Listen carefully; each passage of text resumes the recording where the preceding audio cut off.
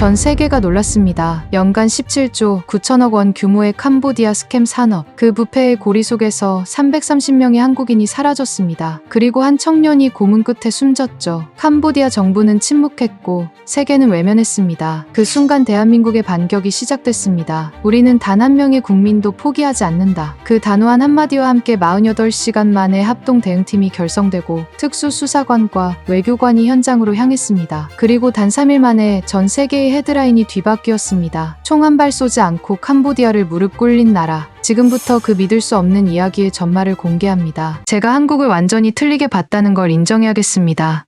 캄보디아 스캠 제국 17조 9천억 원. 흔센 일가의 철옹성 같은 부패. 사라진 한국인 330명. 고문당해 죽은 23세 청년. 이 모든 숫자들을 보며 저는 어깨를 으쓱했습니다. 전형적인 동남아 비극이라고 단정했죠. 한국 같은 중간급 국가가 무엇을 할 수 있겠어요? 며칠 시끄럽게 떠들다가 조용히 꼬리 내릴 거라고 확신했습니다. 그런데 제가 완전히 잘못 봤습니다. 한국은 저와 전 세계가 예상했던 것과 정반대로 움직였거든요. 저는 로버트 해리슨입니다. 전직 BBC 동남아시아 담당 수석 특파원이죠. 30년간 이 지역의 정치적 격변과 부패 스캔들, 국제 범죄 조직의 민낯을 취재해왔습니다. 냉혹한 현실만이 진실이라고 믿어왔어요. 한국은 미중 패권 경쟁 사이에서 줄타기하는 영리한 나라 정도로 평가했습니다. 특별할 것 없는 실용주의 국가라고 생각했죠. 제가 캄보디아를 처음 취재한 건 1995년이었습니다. 그때부터 이미 이 나라는 부패의 온상이었어요. 훈센이 총리가 된 지 10년 정도 됐을 때였는데 벌써 그때부터 모든 것이 돈으로 해결되는 나라였습니다. 마약 밀매, 인신매매, 불법 무기 거래까지 모든 범죄의 허브 역할을 하고 있었어요. 30년이 지난 지금 상황은 더욱 악화됐습니다. 캄보디아는 제게 너무나 익숙한 취재 무대였어요. 부패한 독재 정권과 국제 범죄 집단이 한 몸이 된 전형적인 불법 천국입니다. 저는 그곳을 죄악의 제국이라 불렀습니다. 사기 산업만으로 연간 125억 달러가 돌아가니까요. 우리 돈으로 17조 9천억 원입니다. 캄보디아 국가 예산의 절반을 넘는 어마어마한 규모죠. 실제로 제가 확인한 자료에 따르면 캄보디아 GDP의 52%가 불법 경제활동에서 나온다고 추정됩니다. 이 중에서도 온라인 사기 산업이 차지하는 비중이 60% 이상이에요. 프놈펜 외곽에만 해도 100개 이상의 불법 사기 콜센터가 운영되고 있었습니다. 그리고 이 모든 게 정부의 묵인하에 이뤄지고 있었어요. 돈의 위력은 상상을 초월합니다. 저는 그 사실을 뼈에 새기듯 알고 있었어요. 2019년 제가 직접 확인한 바로는 캄보디아 내무장관이 한 달에 받는 불법 후원금만 300만 달러였습니다. 법무장관은 200만 달러, 경찰청장은 150만 달러였어요. 이런 시스템에서 누가 감히 범죄 조직을 건드릴 수 있겠습니까? 2024년 하반기부터 심상치 않은 신호가 잡혔습니다. 한국인을 겨냥한 납치 사건이 폭발적으로 늘어난 겁니다. 연간 12건 수준에서 갑자기 330건으로 급증했어요. 하지만 충격적인 일은 아니었습니다. 불법 산업이 커지면 피해 규모도 따라서 확대되는 게 당연하죠. 캄보디아 조직들은 매우 전략적으로 접근했습니다. 한국인들은 완벽한 먹잇감이었거든요. 우수한 학력과 경제력을 갖춘 가족들이니까요. 평균 몸값이 개인당 50만 달러에서 80만 달러까지 받을 수 있었어요. 중국인이나 일본인보다도 높은 수준이었습니다. 제가 입수한 내부 자료에 따르면 이들 조직은 한국인 납치를 위한 전담팀까지 운영하고 있었어요. 한국어를 구사하는 현지인들을 고용해서 취업 사기를 벌이고 한국 내 브로커들과 연결해서 피해자들을 유인했습니다.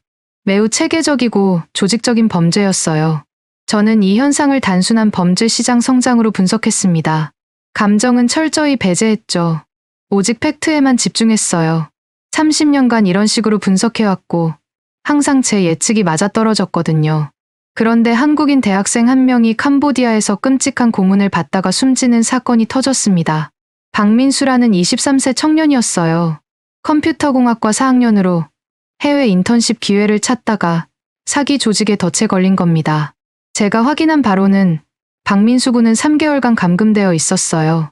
하루에 18시간씩 강제로 사기 전화를 걸게 했고 목표량을 달성하지 못하면 잔혹한 고문을 가했습니다. 전기 충격기로 고문하고 뜨거운 쇠막대기로 지지고 심지어 손가락을 하나씩 부러뜨리기도 했어요. 참혹한 사건이었죠. 하지만 저는 여전히 객관적 거리를 유지했습니다. 이미 수만 명의 동남아시아인들이 겪고 있는 일상적 비극의 연장선일 뿐이라고 판단했어요. 실제로 베트남인 피해자 15,000명, 필리핀인 피해자 22,000명이 똑같은 고통을 당하고 있었거든요. 가혹하지만 피할 수 없는 현실 아닙니까? 박민수 군의 죽음이 알려진 건 순전히 우연이었어요. 같은 방에 감금되어 있던 중국인 피해자가 탈출에 성공했는데 그가 박민수 군의 마지막 순간을 목격했던 겁니다. 그 중국인이 베이징 공안에 신고했고 중국 언론이 보도하면서 세상에 알려졌어요. 한국 정부가 캄보디아에 공식적으로 수사 공조를 요청했습니다. 예상대로 캄보디아 당국은 완전 무시했죠. 캄보디아 외교부 대변인 찬소칸이 기자회견에서 뭐라고 했는지 아십니까?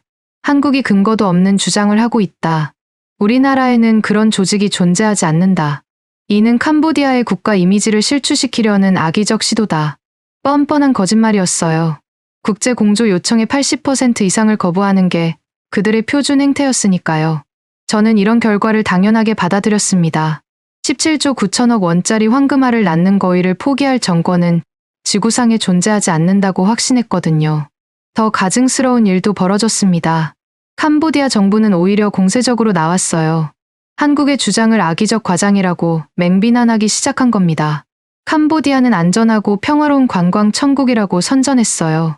캄보디아 홍보부가 한국계 거주민을 내세워 거짓 증언 영상을 만든 거예요. 김수진이라는 이름의 여성이 등장했는데 알고 보니 현지에서 마사지 업소를 운영하는 사람이었어요. 아마 상당한 돈을 받고 출연했을 겁니다. 화면 속에서 김수진이 억지 미소를 지으며 말했습니다. 캄보디아는 정말 살기 좋은 나라예요. 치안도 좋고 사업 기회도 많아서 한국 분들께 적극 추천하고 싶어요. 한국 정부가 말하는 건 완전히 과장된 거예요. 역겨운 거짓말이었습니다. 저는 그 영상을 보며 코웃음을 쳤어요. 독재 정권들이 즐겨 쓰는 뻔한 프로파간다였거든요. 저는 30년간 이런 수법들을 셀 수 없이 봐왔습니다. 미얀마 군정부, 라오스 공산당, 베트남 공산당까지 모두 똑같은 방식을 사용했어요. 하지만 이번엔 뭔가 달랐습니다. 한국 언론계가 들끓기 시작한 거예요. 박민수 군의 참혹한 죽음에 대한 국민적 분노가 터져나왔죠. KBS, MBC, SBS 모든 방송사가 연일 특집을 편성했습니다. 조선일보, 중앙일보, 동아일보 등 주요 신문들도 일면 톱으로 이 사건을 다뤘어요. 특히 MBC의 추적 보도가 압권이었습니다. 실종된 330명의 진실이라는 제목으로 3부작 특집을 만들었어요. 현지 잠입 취재부터 피해자 가족 인터뷰, 범죄 조직 내부 고발까지 정말 치밀하고 끈질긴 보도였습니다. 한국 정부도 강경 대응을 공식 천명했어요. 이재명 대통령이 직접 나서서 대국민 담화를 발표했습니다. 평소 온화한 말투로 유명한 이재명 대통령이 이날만큼은 달랐어요. 우리는 박민수 군의 죽음을 결코 용서하지 않을 것입니다. 캄보디아에 억류된 우리 국민 330명을 반드시 구출하겠습니다. 이를 위해 가능한 모든 수단을 동원할 것입니다. 저는 일주일 내로 외교적 협상이라는 명분으로 물러설 거라고 예측했습니다. 과거 사례들이 명백히 증명하고 있었거든요. 2019년 필리핀에서 한국인 6명이 납치됐을 때도 결국은 몸값을 지불하고 끝났어요. 2021년 인도네시아 사건도 마찬가지였습니다. 캄보디아는 훈센 왕조가 40년간 철저히 구축한 독재 왕국입니다. 1985년부터 권력을 잡은 훈센이 2023년 아들 훈 마네에게 권력을 넘겨준 세습 체제예요. 스캠 산업은 그들 권력의 생명줄이었죠. 한국이 도대체 무슨 수로 이를 흔들 수 있겠습니까? 군사적 개입은 국제법적으로 불가능했습니다. 한국이 아무리 강하다고 해도 주권국가를 침범할 수는 없어요. 경제적 봉쇄도 양국 간 교역 볼륨이 미미했죠. 한국의 대캄보디아 수출은 연간 5억 달러 정도로 캄보디아 전체 수입의 2% 수준에 불과했습니다. 외교적 고립도 마찬가지였어요. 캄보디아는 이미 서구 세계의 압박을 수십 년간 씹어삼켜왔습니다. 미국이 제재를 가해도 유럽이 원조를 중단해도 꿈쩍하지 않았어요. 중국이라는 든든한 후원자가 있었거든요. 저는 이 갈등의 결말을 명확히 예견했습니다. 한국 정부는 며칠간 강경한 수사를 늘어놓다가 결국 체면치레용 타협으로 마무리할 것입니다. 극소수 피해자들은 협상 테이블에서 구출될 수도 있겠죠. 하지만 구조적 문제는 그대로 남겨질 거예요. 냉정한 현실이었습니다. 한국인 피해자들은 불운하게도 잘못된 시기에 잘못된 장소에 있었을 뿐입니다. 수많은 동남아시아인들처럼 말이죠. 저는 이렇게 계산했습니다. 털끝만큼의 의심도 없이요. 하지만 제가 완전히 잘못 계산한 변수가 있었습니다. 바로 주변국들의 반응이었어요. 그런데 갑자기 주변국들이 이상한 움직임을 보이기 시작했습니다. 필리핀 언론이 한국의 캄보디아 압박을 대서특필하기 시작한 겁니다. 필리핀 최대 일간지 인콰이어러가 일면 톱으로 이런 기사를 실었어요. 한국, 캄보디아의 강력 경고, 자국민 보호 위해 모든 수단 동원 1000명. 이상했습니다. 왜 필리핀이 한국과 캄보디아 문제에 이렇게 관심을 보이는 걸까요? 베트남 방송사들도 연일 특집을 편성했어요. VTV1, VTV3에서 매일 저녁 7시 메인 뉴스로 한국 정부의 대응을 보도했습니다. 말레이시아와 인도네시아 온라인 매체들까지 한국 정부의 강경 대응을 집중 조명했어요. 말레이시아 최대 포털 사이트 NST에서는 실시간으로 한국 정부 발표를 번역해서 올렸습니다. 답은 생각보다 단순했습니다. 그들 모두가 캄보디아 스캠 조직의 피해자였던 거예요.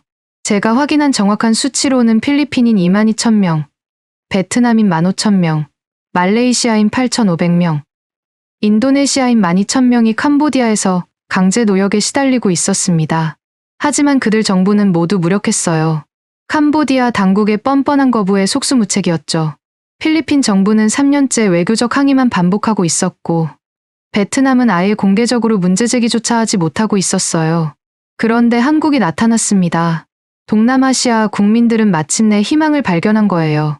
자신들을 대신해 싸워줄 용감한 형님을 찾은 셈이었습니다. 필리핀 최대 일간지 인콰이어러가 사설을 실었습니다. 한국이 보여주는 것이 진정한 정부의 모습이다. 자국민을 지키기 위해 모든 것을 걸고 싸우는 것. 그것이 국가의 존재 이유다. 우리 정부는 한국을 배워야 한다. 베트남 온라인 커뮤니티는 완전히 들끓었습니다. 딘엑스프레스 댓글창에는 한국처럼 하자. 우리 정부는 왜 저렇게 못하나. 한국 국민이 부럽다는 댓글들이 시간당 수백 개씩 올라왔어요. 한 베트남 네티즌은 이렇게 썼습니다. 내 동생이 2년 전 캄보디아에 일하러 갔다가 연락이 끊겼다. 우리 정부에 신고했지만 아무것도 해주지 않았다. 한국 정부가 우리 동생도 구해줬으면 좋겠다. 말레이시아 청년들은 아예 한국 대사관 앞에서 집회를 열었습니다. 쿠알라룸푸르 한국 대사관 앞에 300여 명이 모여서 한국 정부에 감사한다. 우리 가족도 구해달라는 플래카드를 들고 시위를 벌였어요. 집회를 주도한 말레이시아 청년 아흐마드 이브라임이 기자들에게 말했습니다. 우리 형도 캄보디아에서 실종됐다. 말레이시아 정부는 1년 넘게 아무것도 안 했다. 한국 정부만이 진정한 정부다. 우리도 한국 국민으로 태어났으면 좋았을 텐데. 저는 이런 현상을 보며 뭔가 예상치 못한 일이 벌어지고 있다는 걸 직감했습니다. 한국의 행동이 단순히 자국민 구출을 넘어서는 파급력을 만들어내고 있었어요. 동남아시아 전체에 억눌린 분노와 좌절감을 촉발시키고 있었습니다. 인도네시아 외교부 대변인 테오쿠 파이자리 기자회견에서 말했습니다. 한국의 대응을 주의 깊게 지켜보고 있다. 우리도 배울 점이 많다고 생각한다. 자국민 보호는 모든 정부의 최우선 과제여야 한다. 태국 총리실도 성명을 냈습니다. 캄보디아 내 범죄 조직 소탕의 국제적 공조가 필요하다. 한국의 노력을 적극 지지하며 태국도 가능한 모든 협력을 제공할 것이다. 순식간에 한국 대 캄보디아 구도가 동남아시아 전체 대 캄보디아로 확산되고 있었어요. 이건 제가 전혀 예상하지 못했던 전개였습니다. 30년 경력상 이런 국제적 연대는 처음 봤어요. 그런데 더 놀라운 일이 벌어졌습니다. 한국 정부가 실제로 행동에 나선 겁니다. 김태효 국가안보실장을 수석대표로 하는 범정부 태스크포스가 48시간 만에 구성됐어요. 외교부, 국정원, 경찰청, 검찰청, 법무부까지 총출동했습니다. 이건 정말 이례적인 일이었어요. 보통 이런 대응팀 구성에는 최소 일주일은 걸립니다. 부처 간 협의, 예산 확보, 인력 배정 등 복잡한 절차를 거쳐야 하거든요. 그런데 한국은 48시간 만에 모든 걸 해결했어요. 더 놀라운 건 팀 구성이었습니다. 김태효 국가안보실장이 총괄하고 박지원 국정원장이 정보 수집을 담당했어요. 윤석열 검찰총장 출신인 한동훈 법무부 장관이 법적 대응을 맡았고 이상민 행정안전부 장관이 피해자, 가족 지원을 책임졌습니다. 각 분야 최고 전문가들이 총집결한 드림팀이었어요. 이영학 전 대테러센터장, 박성민 국제범죄수사 전문가, 김현정 디지털 포렌식 전문가까지 평소라면 절대 한 팀으로 뭉칠 수 없는 인물들이 모였습니다. 저는 그 소식을 듣고도 여전히 회의적이었습니다. 다른 나라들도 이 정도 제스처는 해왔거든요. 합동 대응팀 구성은 외교적 시위에 불과합니다. 며칠 회의하고 몇 가지 약속받고 결국 흐지부지 되는 게 일반적 패턴이었어요. 하지만 베트남 언론의 반응이 심상치 않았습니다. 그들은 한국 대응팀의 캄보디아 도착을 마치 역사적 사건처럼 보도했죠. VTV1에서는 생중계까지 했어요. 화면에 김태호 실장이 프놈펜 공항에 내리는 장면이 나왔습니다. 그의 표정이 예사롭지 않았어요. 굳게 담은 입술, 날선 눈빛, 평소 온화한 모습과는 완전히 달랐습니다. 그 옆에 선박지원 국정원장의 얼굴도 마찬가지였어요. 특히 인상적이었던 건 김태호 실장이 공항에서 한 첫 번째 발언이었습니다. 기자들이 몰려들자 그가 마이크 없이 큰 목소리로 말했어요. 우리는 협상하러 온 것이 아닙니다. 우리 국민을 데리고 가겠다는 의지를 전달하러 왔습니다. 베트남 TV 앵커가 흥분된 목소리로 말했습니다. 한국 특사단이 강력한 의지를 드러내며 캄보디아에 도착했습니다. 이는 전례 없는 압박으로 해석됩니다. 필리핀 ABS-CBN도 같은 장면을 반복 재생하며 보도했어요. 한국 대표단의 표정을 보십시오. 이들은 단순한 외교 미션이 아니라 구출 작전을 수행하러 온 것 같습니다. 저는 그 화면을 보며 이상한 느낌을 받았습니다. 뭔가 제가 놓치고 있는 게 있었어요. 김태호 실장의 표정을 자세히 들여다봤습니다. 저는 30년 경력으로 수많은 외교관들을 봐왔어요. 협상하러 온 사람의 얼굴과 통보하러 온 사람의 얼굴은 확연히 다릅니다. 김태호 실장은 명백히 후자였어요. 이재명 대통령의 발언이 전 세계로 타전됐습니다. 우리 국민을 지키기 위해 가능한 모든 조치를 검토하고 있다. 외교적 해결을 최우선으로 하지만 그것이 실패할 경우 우리는 헌법이 부여한 국민 보호 의무를 다할 것이다. 가능한 모든 조치. 저는 그 표현에 주목했습니다. 외교 언어에서 이런 표현은 매우 신중하게 사용됩니다. 함부로 쓰는 말이 아니에요. 이건 실질적 경고였습니다. 더욱 놀라운 건 그 다음이었어요. 한국 정부는 즉시 캄보디아에 대한 여행 경보를 최고 단계로 격상시켰습니다. 동시에 캄보디아 주재 한국 기업들에 철수 권고를 내렸어요. 국가정보원이 공식 브리핑을 통해 발표했죠. 박지원 국정원장이 직접 나서서 기자회견을 열었습니다. 우리는 정확한 정보를 확보하고 있다. 캄보디아에 1200명 이상의 한국인이 불법 감금되어 있다. 이 중 330명은 확실한 피해자이고 나머지는 추가 확인이 필요한 상황이다. 우리는 범죄 조직의 뿌리를 완전히 뽑아낼 것이다. 범죄 조직의 뿌리를 뽑겠다. 캄보디아 땅에서요. 저는 그 발언의 무게를 깨달았습니다. 이건 주권 국가 내에서 독자적 작전을 수행하겠다는 의미였어요. 사실상 캄보디아 정부의 무능을 공개적으로 선언한 셈입니다. 박지원 국정원장의 브리핑은 계속됐습니다. 우리는 범죄 조직의 정확한 위치를 파악하고 있다. 주요 인물들의 신상 정보도 확보했다. 피해자 명단도 있다. 캄보디아 정부가 72시간 내에 구체적인 조치를 취하지 않으면 우리는 독자적으로 움직일 것이다. 72시간 최후 통첩. 이건 정말 파격적이었어요. 보통 외교에서는 이런 식으로 구체적인 시한을 제시하지 않습니다. 상대방의 자존심을 건드리고 협상 여지를 없애버리거든요. 하지만 한국은 그런 건 신경 쓰지 않는 것 같았어요. 김태호 실장이 캄보디아 고위 관료들과 회담을 가졌습니다. 첫 번째 상대는 프라크 소온 부총리였어요. 캄보디아 정부에서 외교를 담당하는 실질적인 2인자였습니다. 회담은 캄보디아 총리실에서 열렸는데 비공개로 진행됐죠. 하지만 회담장을 나서는 양측의 표정이 모든 걸 말해줬습니다. 김태호 실장의 얼굴은 여전히 굳어 있었어요. 한치의 양보도 없다는 표정이었습니다. 반면 프라크 소온 부총리는 명백히 당황하고 있었어요. 그의 눈빛이 흔들렸고 평소 자신만만했던 태도와는 완전히 달랐습니다. 기자들의 질문에도 제대로 답하지 못했어요. 한 캄보디아 기자가 물었습니다. 한국 측과 어떤 논의를 했습니까? 프라크 소온이 더듬거리며 답했습니다. 우리는 협력적 관계를 유지하고 싶다. 양국 간 우호 관계가 중요하다고 생각한다. 이상했습니다. 평소라면 주권 침해다. 내정 간섭이다 라고 강하게 나왔을 텐데. 이날은 완전히 수세에 몰린 모습이었어요. 저는 그 순간 깨달았습니다. 회담장에서 뭔가 결정적인 일이 벌어졌다는 거요. 한국 언론이 연쇄적으로 폭탄을 터뜨리기 시작했습니다. 첫 번째 폭탄은 KBS였어요. 캄보디아 스캠 조직 내부의 실제 감금 영상을 공개한 겁니다. 한국인들이 쇠사슬에 묶인 채 바닥에 쓰러져 있는 충격적인 장면이었어요. 영상 속에서 한국인 피해자가 카메라를 향해 말했습니다. 도와주세요. 저는 김철수입니다. 부산에 살고 있고 3개월 전에 캄보디아에 왔다가 잡혔어요. 매일 18시간씩 전화를 걸게 하고 목표량을 달성 못하면 정기 고문을 해요. 제발 구해주세요. 고문 흔적이 역력했습니다. 얼굴과 팔에 화상 자국이 있었고 손가락 몇 개는 부러진 상태였어요. 캄보디아 정부는 즉시 반박했습니다. 찬속한 외교부 대변인이 긴급 기자회견을 열었어요. 이는 완전히 조작된 영상이다. 한국이 우리나라를 모독하기 위해 만든 가짜 뉴스다. 우리는 이런 악의적 행위를 강력히 규탄한다. 하지만 한국 언론은 완벽하게 준비돼 있었어요. MBC가 영상의 메타데이터를 공개했습니다.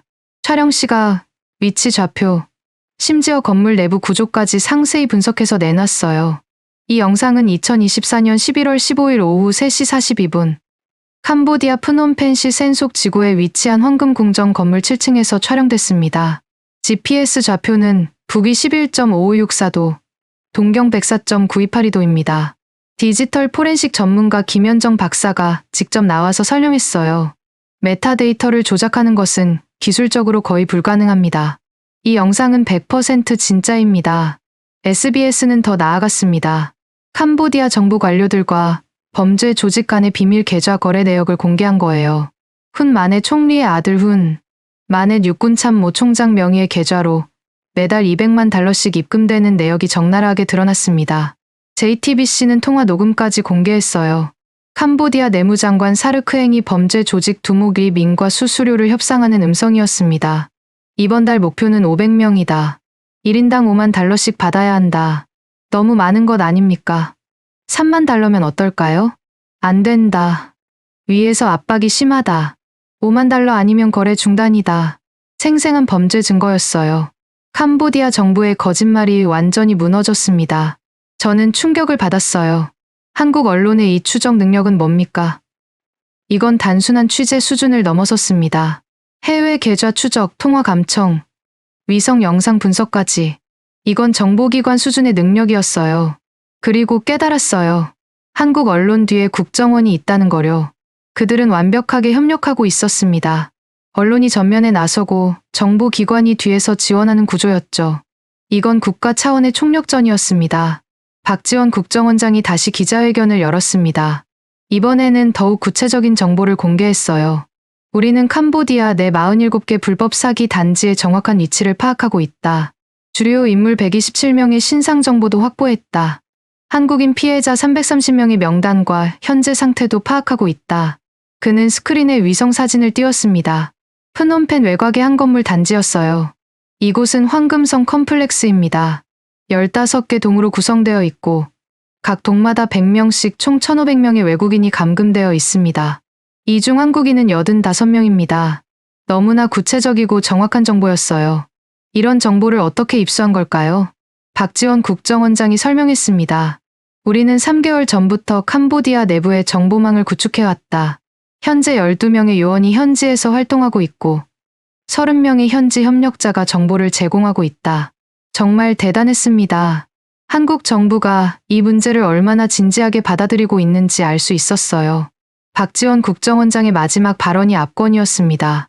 캄보디아 정부가 48시간 내에 구체적인 행동을 보이지 않으면 우리는 독자적으로 움직일 것이다.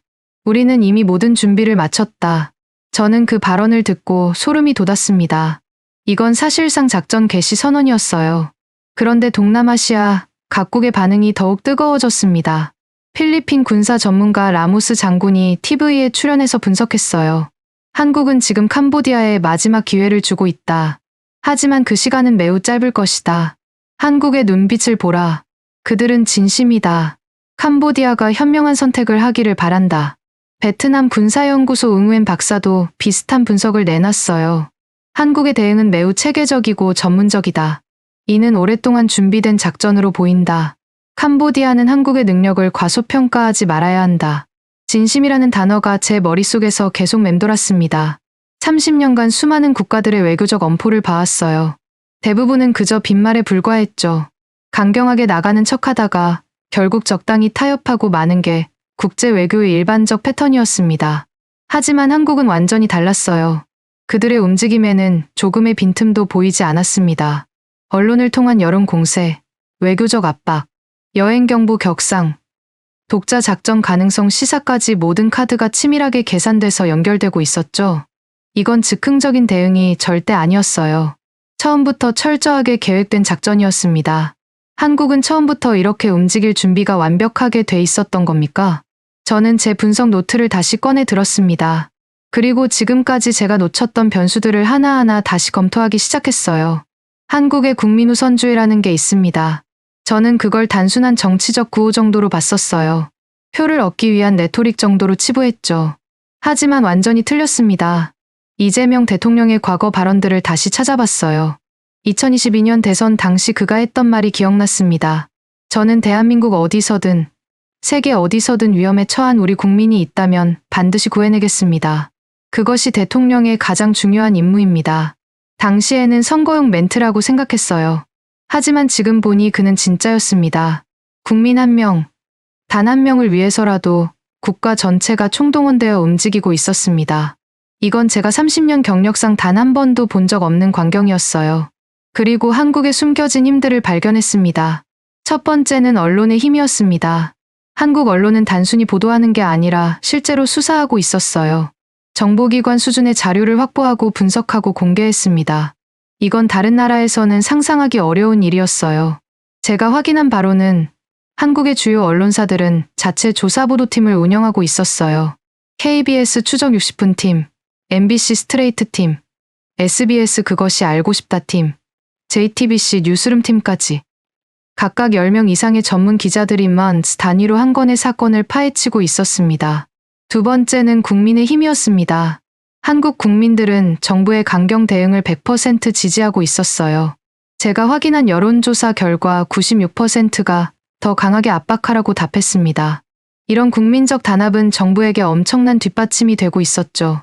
실제로 한국 시민들의 반응은 놀라웠어요. 서울 광화문 광장에서는 매일 저녁 피해자, 가족들을 위한 추모 집회가 열렸습니다. 수천 명의 시민들이 촛불을 들고 모였어요. 한 시민이 마이크를 잡고 말했습니다. 우리는 박민수 군을 잊지 않겠습니다. 캄보디아에 갇힌 우리 국민 330명을 반드시 구해내겠습니다.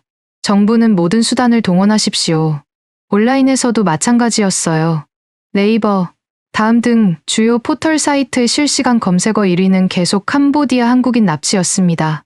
관련 기사마다 수만 개의 댓글이 달렸고 모두 정부의 강경 대응을 지지하는 내용이었어요.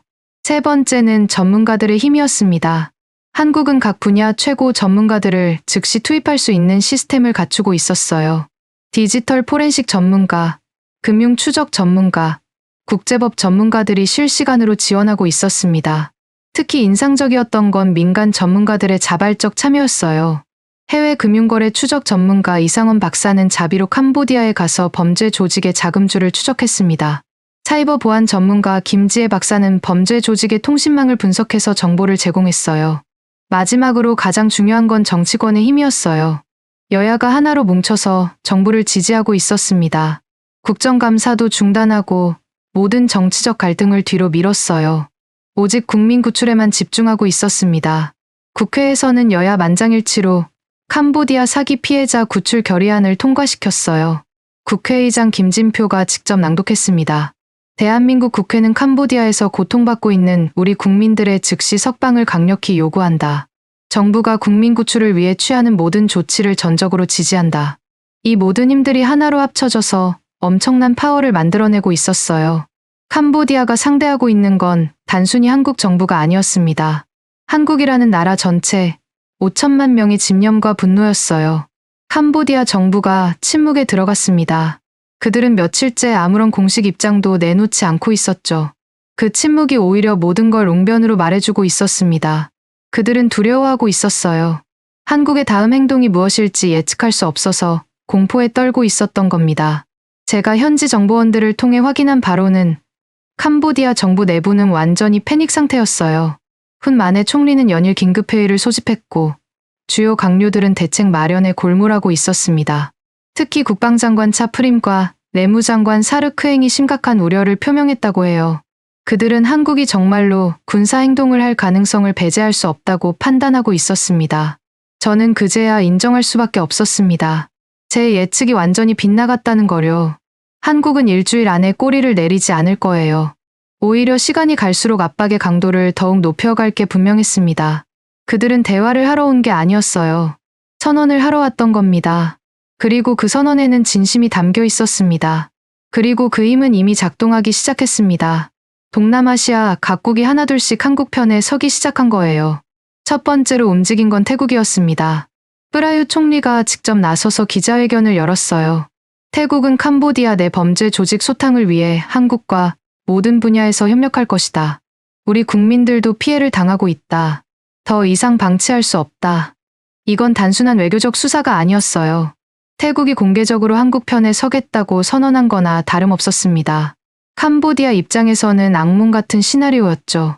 왜냐하면 태국과 캄보디아는 국경 분쟁을 겪고 있었거든요. 프레아 비에어 사원을 둘러싼 영토 분쟁이 계속되고 있었어요. 만약 한국이 태국에 군사적 지원을 한다면 캄보디아는 완전히 압도당할 수밖에 없었어요. 베트남이 두 번째로 지지를 표명했습니다. 응웬 수언 푹 총리가 성명을 발표했어요. 베트남은 한국의 정당한 요구를 지지한다. 자국민 보호는 모든 국가의 신성한 의무다. 우리도 캄보디아에 필요한 협력을 요청할 것이다. 필리핀이 뒤따랐어요. 마르코스 주니어 대통령이 트위터에 글을 올렸습니다. 한국의 단호한 대응에 경의를 표한다. 필리핀도 캄보디아에 억류된 자국민들의 즉시 석방을 요구한다. 이 문제 해결을 위해 한국과 협력할 준비가 되어 있다. 말레이시아와 인도네시아도 연대 의사를 밝혔어요. 순식간에 동남아시아 전체가 한국을 중심으로 결집하기 시작했습니다. 이건 정말 역사적인 순간이었어요. 동남아시아 국가들이 이렇게 하나로 뭉친 건 1960년대 아세안 창설 이후 처음이었습니다. 그리고 그 중심에 한국이 있었어요. 순식간에 캄보디아는 동남아시아에서 완전히 고립되기 시작했습니다. 그들이 믿고 있던 부패한 돈의 힘은 한국의 정의로운 분노 앞에서 무력해지고 있었어요. 실제로 군사 전문 매체들이 흥미로운 분석을 내놨습니다. 2년 전 태국 캄보디아 국경 충돌 때 태국군이 사용한 한국산 정밀 유도폭탄의 위력을 재조명한 거예요. 당시 캄보디아군이 사거리 50km의 지대공 미사일로 태국을 위협했습니다. 태국 공군은 그 사정거리 안에 들어가야만 공격이 가능했기 때문에 매우 위험한 상황이었어요. 그런데 태국군이 한국산 청검 유도폭탄을 사용하면서 상황이 완전히 바뀌었습니다. 이 무기의 사거리는 80km였어요. 캄보디아 미사일의 위협권 밖에서 정밀 타격이 가능했죠. 제가 확인한 바로는 태국 공군은 단 3시간 만에 캄보디아의 주요 군사시설 12곳을 완전히 파괴했어요. 캄보디아군은 속수무책이었습니다. 태국 공군은 단 한 대의 손실도 없었고 캄보디아 공군은 전투기 8대를 잃었어요. CNN이 특집 보도를 내보냈습니다. 한국의 전략적 압박, 군사력 없이 캄보디아 굴복시키나라는 제목의 심층 분석이었어요. 군사 전문가 존 맥케인이 스튜디오에 출연해서 설명했습니다. 한국은 매우 영리한 전략을 구사하고 있다. 직접 군사 행동을 하지 않으면서도 태국이라는 대리자를 통해 캄보디아에 엄청난 압박을 가하고 있다. 캄보디아는 지금 한국의 체스판 위에서 체크메이트 당하기 직전이다. BBC도 비슷한 각도로 보도했어요. 한국의 청검 유도폭탄, 동남아 군사 균형 변화의 열쇠라는 기사를 실었습니다. 기사는 이렇게 분석했어요. 한국은 무기 수출을 통해 동남아시아의 군사 균형을 바꾸고 있다. 특히 청검 같은 정밀 유도 무기는 게임 체인저다. 캄보디아는 이제 한국을 적으로 돌릴 경우 어떤 결과가 초래될지 정확히 계산하고 있을 것이다. 저는 이 모든 보도를 보며 한국의 전략적 깊이에 감탄할 수밖에 없었습니다. 그들은 직접적인 군사 개입이라는 국제법적 위험을 피하면서도 군사적 압박이라는 효과를 완벽하게 달성하고 있었어요. 태국과의 협력 가능성만으로도 캄보디아는 공포에 떨고 있었습니다. 저는 그제야 확신했습니다. 이 싸움의 결과가 이미 정해졌다는 거요. 문제는 승부의 여부가 아니라 캄보디아가 얼마나 빨리 항복하느냐였습니다. 그리고 그 순간이 생각보다 빨리 왔습니다. 훗 만에 총리의 태도가 180도 바뀌었다는 소식이 전해진 겁니다. 불과 며칠 전까지만 해도 한국을 비난하고 거짓말로 일관하던 그 사람이 갑자기 다른 사람이 된 것처럼 변했어요. 캄보디아 총리실에서 공식 성명이 나왔습니다. 캄보디아 정부는 한국 국민의 사망에 대해 깊은 유감과 애도를 표한다. 우리는 이 문제를 심각하게 받아들이고 있으며 신속한 해결을 위해 모든 노력을 다할 것이다. 저는 그 성명서를 읽으며 실소를 금할 수 없었습니다. 이게 진심 어린 사과입니까? 말도 안 돼요. 이건 완전한 항복 선언이었습니다. 더 놀라운 건 그 다음이었어요.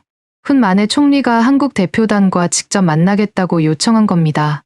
보통은 부총리나 외교장관 선에서 끝나는데 총리가 직접 나선다는 건 정말 이례적인 일이었어요. 회담은 캄보디아 총리 관저에서 열렸습니다.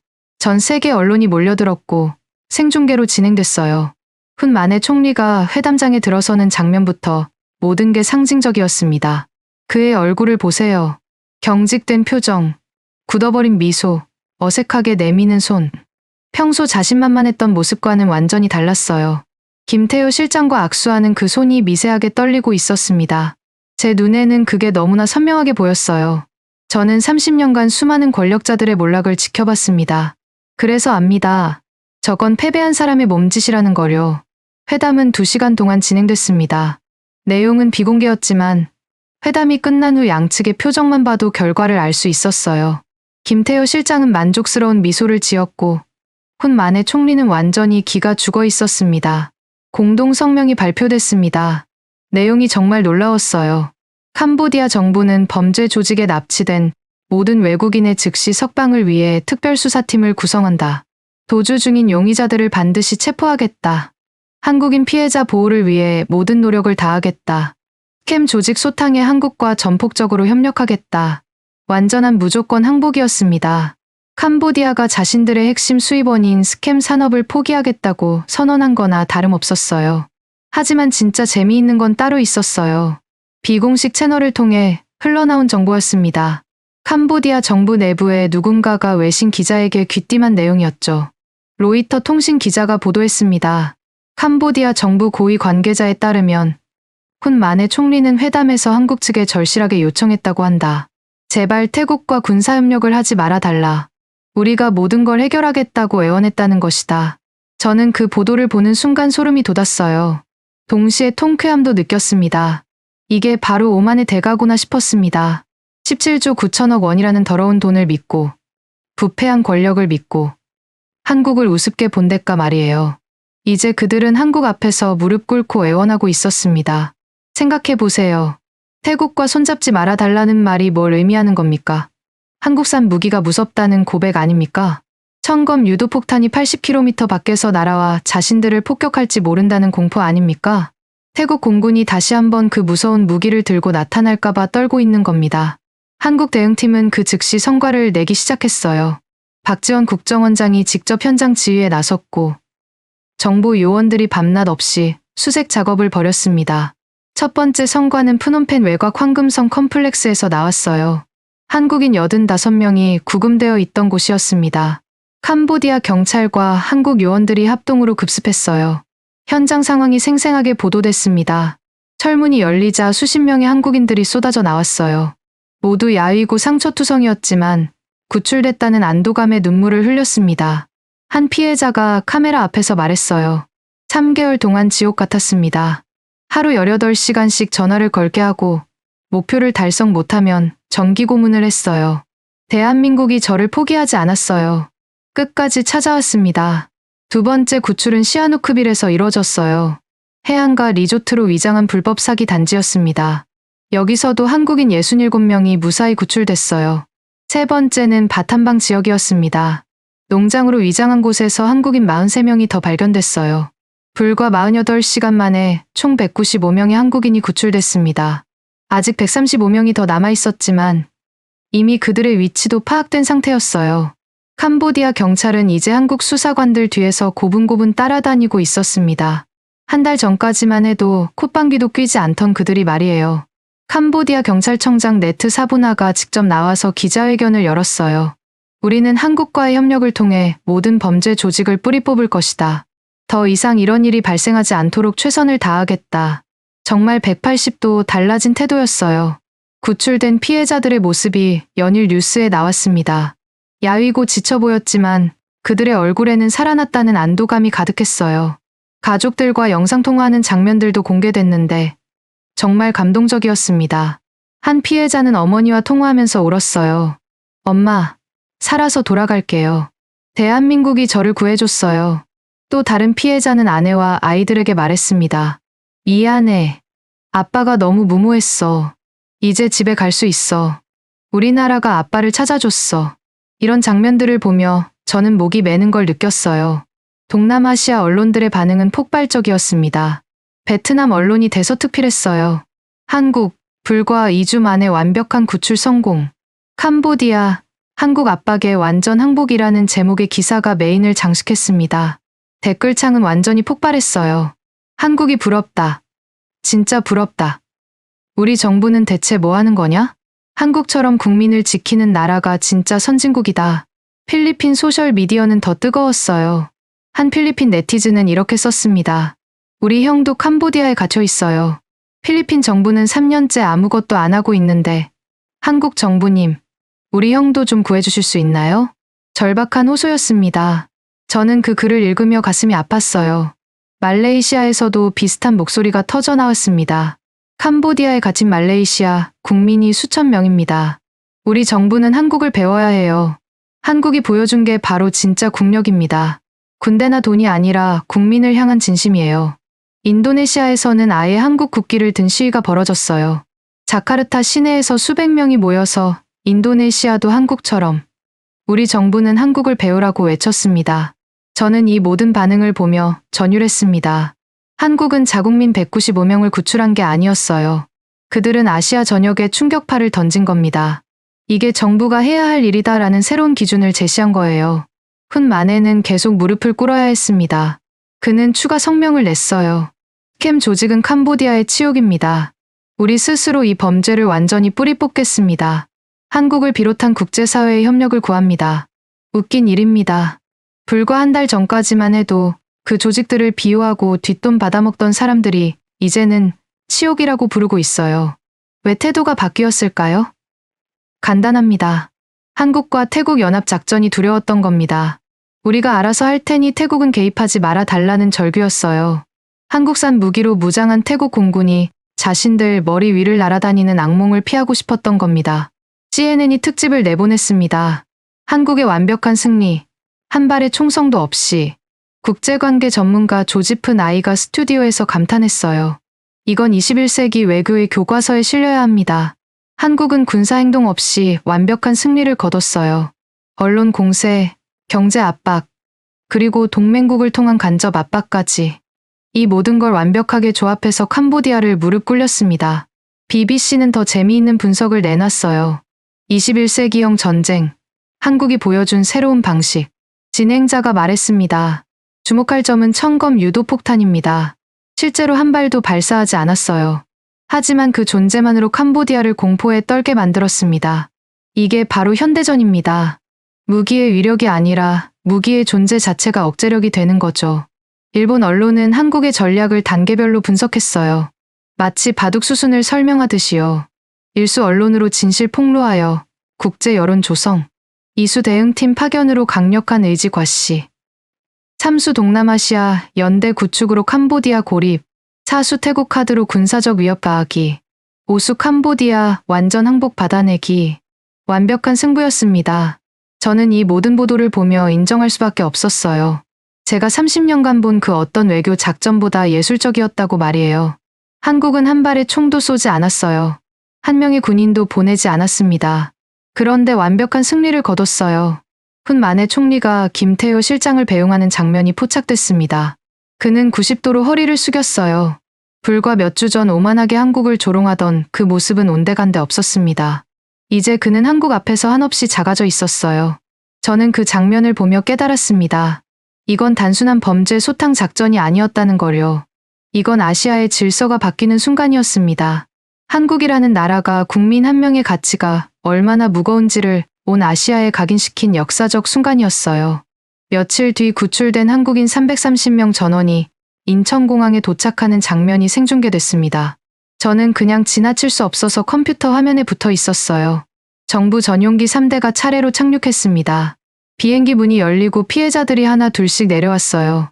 그 순간 공항 로비가 완전히 아수라장이 됐습니다. 가족들이 울부짖으며 달려갔어요. 한 어머니가 아들을 껴안고 그 자리에 주저앉아 통곡했습니다. 살아 돌아왔구나. 살아 돌아왔어.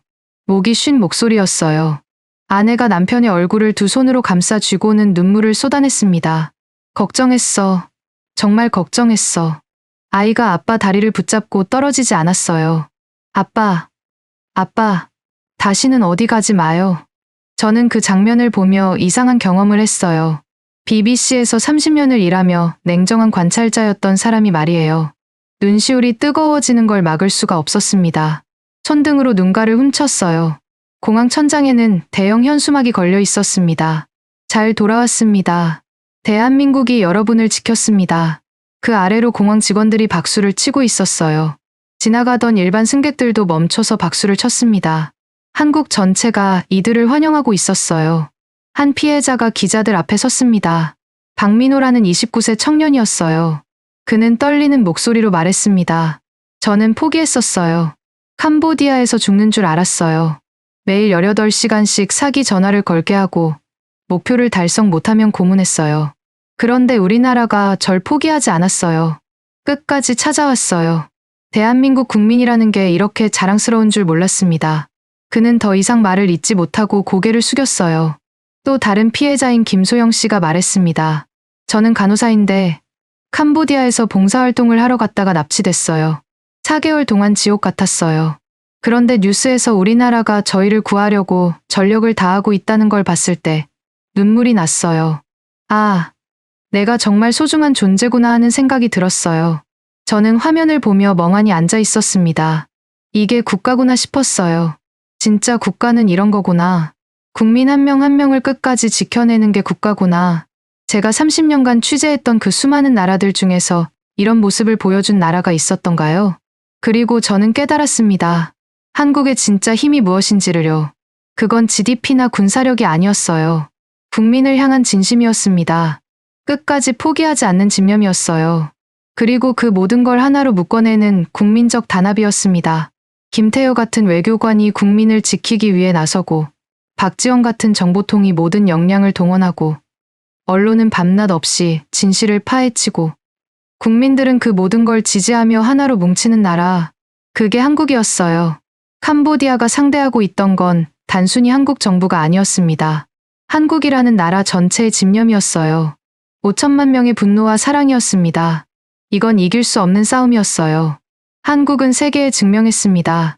나라의 크기가 아니라 의지의 크기가 진정한 힘이라는 것을. 그리고 그 의지를 뒷받침할 능력을 갖춘 나라가 진짜 강한 나라라는 것을요. 이 사건 이후 동남아시아 전체에 변화의 바람이 불기 시작했습니다.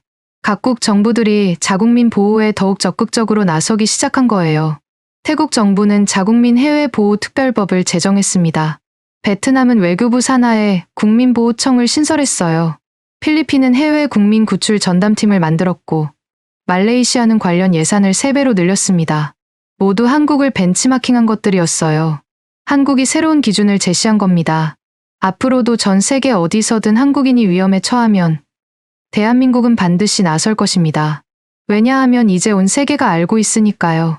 한국은 자국민을 절대 포기하지 않는 나라라는 것을 말이에요. 오늘 이야기가 감동이었다면 좋아요 버튼으로 응원해 주십시오. 댓글로 여러분의 생각도 들려주시고요. 구독과 알림 설정까지 해주시면 더 많은 자랑스러운 대한민국의 이야기를 전해드리겠습니다. 다음 영상에서는 더 감동적이고 더 가슴 벅찬 이야기로 찾아오겠습니다. 여러분 감사합니다.